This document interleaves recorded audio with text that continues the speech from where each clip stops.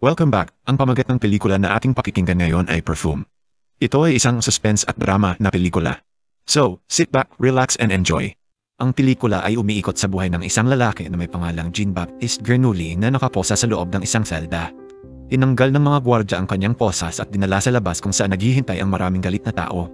Binasa ng tadahatol ang kanyang sentensya at tinahayag kung paano nila babaliin ang mga parte ng kanyang katawan gamit ang isang kahoy at pagkatapos ay ibibitin sa cross hanggang sa siya ay mamatay. Ang mga tao ay nasasabik na tila sang-ayon sa naging parusa kay Jean. Sa flashback, si Jean-Baptiste ay ipinanganak sa taong 1738 sa Paris.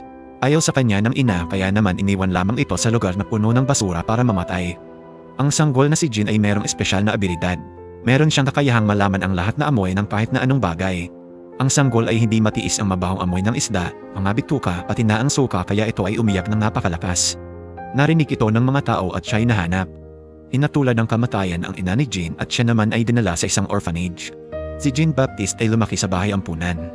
Hindi siya nakakapagsalita kahit na siya ay 5 taong gulang na, ngunit ang kanyang pang-amoy ay na-develop ng husto. Kaya niyang amuyin ang lahat na bagay gaya ng tubig, puno, damo, prutas at kahit na paggalaw sa kanyang paligid. Ang ibang bata ay ayaw makipagkaibigan sa kanya dahil hindi sila komportable sa kung paano siya makisama at kung paano niya amuyin ang mundo. Nang si Jean ay 13 taong gulang na, siya ay bineta kay kriminal na nagmamay-ari ng tannery at halos gawin ng isang alipin.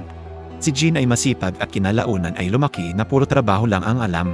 Siya ay natatani sa karamihan dahil sa pambihirang kasipagan sa trabaho. Isang araw, isinama si Jean ng negosyante sa bayan para ibenta ang kanilang mga kalakal. Ito ay labis na nagpasaya kay Jean na ang tanging gusto lang ay makadiskubre ng bagong amoy at ang syudad ang perpektong lugar para makakuha ng bagong karanasan. Nadiskubre ni Jean ang isang mahiwagang bagay na kung tawagin ay perfumes. Si Jean ay nasa bayan pa rin hanggang kinagabihan at naakit sa pambihirang amoy ng isang babae na nagtitinda ng plum. Sinundan niya ang babae ngunit ito ay natakot sa kanya nang bigla niyang hinablot ang kanyang palad at inamoy na parang wala ng bukas. Ang babae ay tumakbo palayo ngunit nagawa siyang mahanap muli ni Jean. Hindi niya mapigilan ang kanyang sarili dahil sa nakakalasing na aroma ng babae.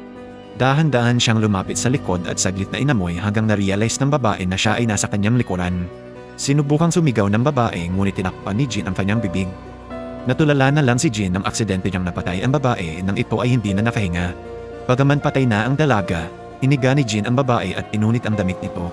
Kanyang inamoy ang buong parte ng kanyang katawan simula ulo hanggang sa paa. Si Jean ay nalungkot nang unti-unting nawala ang nakakalasing na amoy ng magandang babae dahil sa ito ay patay na. Kanyang naisip na kailangan niyang maghanap ng paraan kung paano niya mapepreserba ang amoy ng kahit na sino. Siya ay naging maswerte nang kinailangan niyang maghatid ng palakal sa tindahan ni Mr. Baldini. Si Baldini ay gumagawa ng pabango at may malawak na kaalaman ukol dito, ngunit patuloy na natatalo ng katunggaling perfume maker na si Palisier. Nang si Jean ay pumasok sa tindahan ni Mr. Baldini, siya ay kaagad na namangha sa mga nakita. Kanyang inobserbahan ang iba't ibang amoy at inagaw ang atensyon ni Mr. Baldini. Sinabi ni Jean na kaya niyang ilikha muli ang ginawang pabango ni Palisier, ang pabangong nagbigay ng labis na problema sa kanyang karir. Pinagdudahan ni Baldini ang kanyang kakayahan ngunit hinayaan niya itong gawin. Matagumpay itong nagawa ni Jean kahit hindi man lang siya gumamit ng kahit na anong panukat. Nagbigay ng komento si Jean na ito ay hindi magandang pabango at kinakailangan ng ibang elemento upang ito ay bumango ng husto. Kanyang idinagdag na kaya niyang gumawa ng mas mabangong perfume na hindi pa nagagawa ng kahit na sino. Nasaktan ang pride ni Baldini at itinaboy si Jean nang hindi man lang sinusubukan ang ginawang perfume ng binata. Nakiusap si Jean na kunin siyang trabahador ni Baldini at bilang kapalit ay ituturo sa kanya kung paano mapepreserba ang amoy ng mga bagay. Hindi nakinig si Baldini at isinara ang pinto sa harap ni Jean. Nang makaalis na ang binata, sinubukan niya ang perfume na ginawa ni Jean at biglang nagbago ang kanyang isip. Ang perfume ay katangi-tangi at agad niya itong nagustuhan. Nakipagkita si Baldini sa nagmamay-ari kay Jean at binayadan ito ng malaking halaga upang bilhin ang binata. Sila ay nagtrabaho ng sabay at itinuro ni Baldini ang basic theory kung paano gumawa ng perfume. Dagdag pa dito, kanya ding itinuro kung paano gamitin ang isang makina na kanyang naimbento upang madistil ang amoy ng mga bagay. Una nilang sinubukan ang mga rosas at ito ay gumana. Maya-maya, sinubukan naman ni Jean ang ibang bagay gaya ng salamin, mga bakal at pati na pusa. Sobrang mainis si Baldini sa ginawa ni Jean at sinabing hindi niya magagawang i-distil ang amoy ng lahat ng bagay. Napaka-immoral din kung i-distil niya ang anumang may buhay. Hindi makapaniwala si Jean at hinimatay ito sa kanyang sinabi. Sinuri siya ng isang doktor at sinabing si Jean ay malapit nang mamatay. Nang nagising si Jean, tinanong niya si Baldini kung mayroon pang ibang paraan ng distillation. Nabanggit ni Baldini ang paraan ng enfleurage ngunit hindi niya alam ang sikreto sa pamamaraang ito.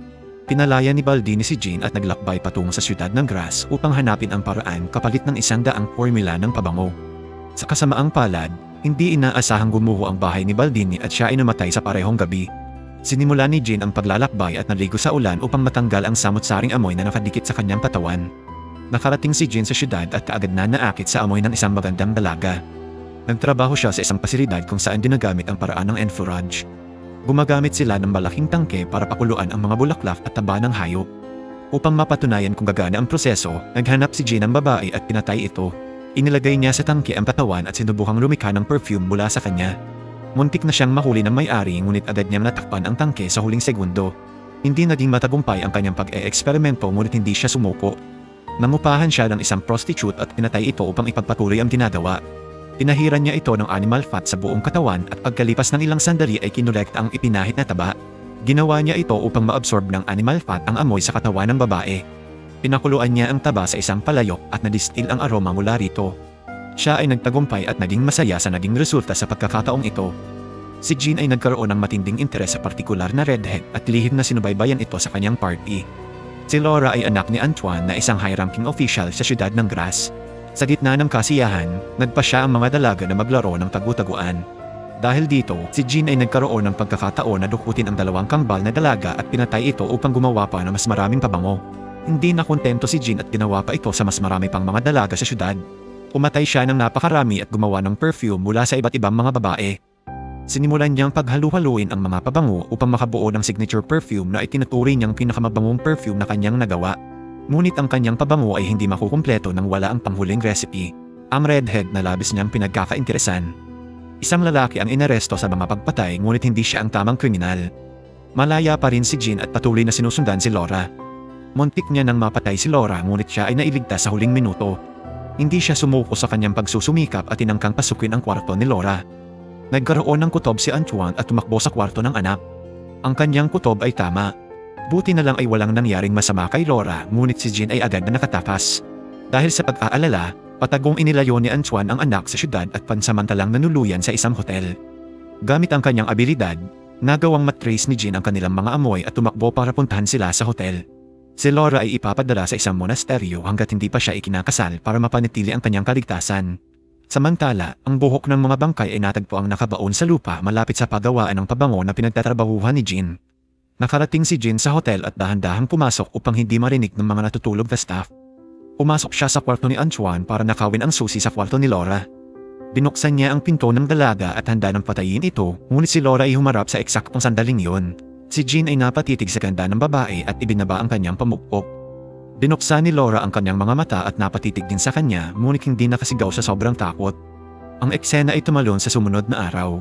Nabising ang tatay ni Laura at inuha ang susi sa ibabaw ng kanyang lamesa. Siya ay pumasok sa kwarto ng anak at nasilaw sa napakalakas na liwanag. Nang nawala na ang liwanag, siya ay nabigla nang nakitang patay na ang anak at wala na ring buhok tulad ng iba pang mga biktima. Sa huli, si Jean ay naaresto sa kabubatan at inahirapan ng mga otoridad. Tinanong siya ni Antoine kung bakit niya pinatay ang kanyang anak. Sumagot si Jean at sinabing kailangan niya ito ngunit hindi sinabi ang eksaktong dahilan. Ang mga tao sa labas at ang berdugo ay naghahanda na para sa gaganaping execution. Makikita natin muli ang pang-umpisang eksena ng pelikula. Ang mga gwardya ay pumunta sa selda ni Jean at tinanggal ang kanyang pagkakaposas. Sa pagkakataong ito, makikita nating may itinagong bagay si Jean sa kanyang mga palad. Kinalasan siya ng mga gwardya at sabay na binugbog. Binuksan ni Jean ang maliit na bote na kanyang hinahawakan at napatigil ang mga gwardya na parabang na-hypnotize. Sa sumunod na eksena, dinala si Jean ng isang karetela papunta sa lugar kung saan gaganapin ang execution. Lumabas si Jean ng karetela ngunit siya ngayon ay nakabihis na ng maayos at ang madla ay hindi nagalit sa kanya. Lumapit si Jean sa berdugo at ito ay napaluhod sa kanyang harap at sinabi sa lahat na inosente ang lalaking ito. Naglagay si Jean ng pabango sa isang panyo at inalat ang amoy nito sa hangin. Ang pari ay biglang napaluhod at sinabing siya ay hindi tao kundi isang anghel. Ang lahat ng mga tao ay nawala sa sarili na parang nalasing sa naamoy na aroma. Silang lahat ay napaluhod sa kanyang harapan na parabang si Jean ay nakagawa ng makapangyarihang pabango. Tinalipad ni Jean ang hawak na panyo at ang mga tao ay nag-agawan dito at nagsimulang mawala ng kontrol sa kanilang mga sarili. Nagsimula silang maghalikan at makipagtalik sa kahit na hindi nila kakilala. Ito ang kapangyarihan ng perfume na kanyang nagawa. Saan kaya pwedeng makabili ng pabangong ito? Biglang napatigil si Jean at muling naalala ang unang babae na kanyang napatay. Si Jin ay nagpantasya na papatawarin siya ng mga biktima kung makikita lang nila ang resulta ng kanyang ginawa. Umakyat ang ama ni Laura na parang hindi naapektuhan, ngunit napaluhod din sa huli nang lumapit kay Jin at sinabing patawarin mo ako anak.